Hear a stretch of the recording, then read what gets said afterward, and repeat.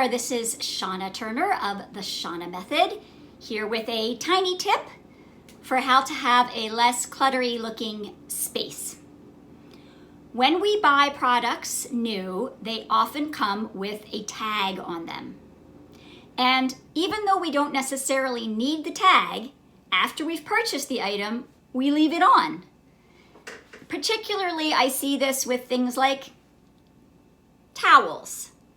I also see a lot of tags on pillows and on, for example, a flower that you might buy in a flower pot that has a big orange price sticker on it, or a flower basket you buy that has this plastic label sticking down into it. So if you don't need this tag, which washing towels rarely requires special instructions. Even though I folded this nicely, if I hang this up, what do I see? The tag. So when you bring items into your home, if you don't need the tag, pull out your scissors. Everybody needs a good pair of scissors. And go ahead and just cut that tag off. And now when you hang items up, put your pillows out, put your flower pots on display.